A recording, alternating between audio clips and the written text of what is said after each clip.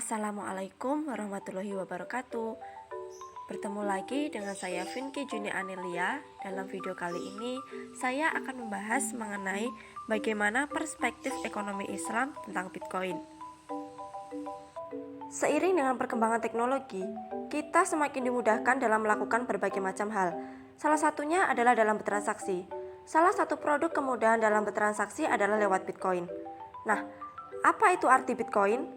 Bitcoin merupakan salah satu mata uang digital yang lahir dari konsep cryptocurrency yang bisa kita gunakan sebagai alat dalam bertransaksi secara online dalam basis nasional maupun internasional. Bitcoin pertama kali muncul pada awal tahun 2009, tepatnya setahun setelah terjadinya krisis ekonomi global yang dikembangkan oleh seseorang dengan nama samaran Satoshi Nakamoto. Sebagai mata uang digital, Bitcoin memiliki sistem peer-to-peer yang terdesentralisasi, yang artinya transaksi Bitcoin dilakukan secara online melalui jaringan internet dan tanpa adanya campur tangan institusi keuangan yang mengatur transaksi. Dalam transaksi menggunakan Bitcoin, kita bisa secara langsung bertransaksi tanpa adanya pihak ketiga, dengan biaya transaksi yang relatif murah dan tanpa ada batas atau limit dalam transfer. Dewasa ini, banyak perusahaan besar seperti Tesla, MicroStrategy, Square, dan perusahaan-perusahaan besar lainnya yang memasukkan Bitcoin dalam daftar portofolio investasinya. Permintaan Bitcoin yang cukup besar membuat harga Bitcoin semakin naik. Saat ini saja harga satu Bitcoin jika dirupiahkan sudah menyentuh sekitar 850 juta sekian. Dan tentunya harga ini akan semakin naik seiring dengan banyaknya permintaan dan limit tersedianya Bitcoin yang hanya disediakan sebesar 21 juta. Lalu pertanyaannya, bagaimana sih perspektif ekonomi Islam memandang Bitcoin? Jika kita lihat dalam hadis dari Ubadah bin Samit radhiyallahu anhu, Rasulullah shallallahu alaihi wasallam bersabda, jika emas ditukar dengan emas, perak ditukar dengan perak, gandum bur atau gandum halus ditukar dengan gandum bur, gandum share atau gandum kasar ditukar dengan gandum share, kurma ditukar dengan kurma, garam ditukar dengan garam, maka takarannya harus sama dan tunai. Jika benda yang ditukarkan berbeda, maka takarannya boleh sesuka hati kalian dengan syarat harus tunai. Hadis riwayat Muslim.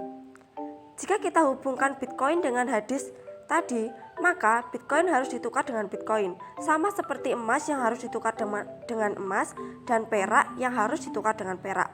Apabila pertukarannya berlainan, maka kita bisa memakai pertukaran dengan kurs nilai mata uang yang kita pakai sekarang ini.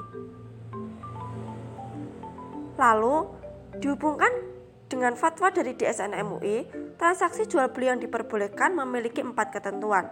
Yang pertama, tidak boleh adanya unsur spekulasi atau keuntungan semata. Yang kedua, adanya kebutuhan transaksi atau untuk sekedar berjaga-jaga sebagai simpanan. Yang ketiga, apabila transaksi dilakukan terhadap mata uang sejenis, maka nilainya harus sama dan secara tunai.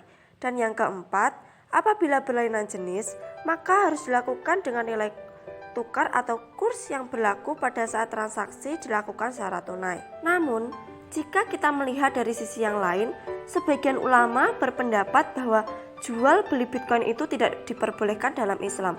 Alasannya, Bitcoin dianggap gharar karena adanya ketidakjelasan dalam harga pertukaran Bitcoin yang selalu berubah-ubah dari waktu ke waktu dan tidak bisa terprediksi. Selanjutnya, Bitcoin bisa saja dijadikan sebagai sebuah komoditi yang ditunjukkan untuk memperoleh keuntungan karena nilainya yang cenderung naik. Sedangkan fungsi mata uang sendiri hanya dijadikan sebagai nilai tukar, bukannya komoditas, dan hal ini akan menyebabkan maisir atau perjudian. Dalam hukum fikih Imam Al-Ghazali dikatakan bahwa syarat-syarat suatu benda dapat dikatakan sebagai uang apabila ia dicetak dan diedarkan oleh pemerintah dan secara resmi diakui oleh negara. Hal ini selaras dengan Peraturan Bank Indonesia Nomor 18/40/PBI/2016 yang menyatakan bahwa hanya mengakui mata uang rupiah sebagai alat pembayaran yang sah di Indonesia.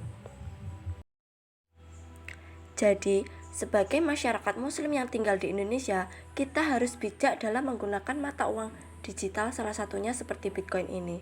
Sekian dan terima kasih. Wassalamualaikum warahmatullahi wabarakatuh.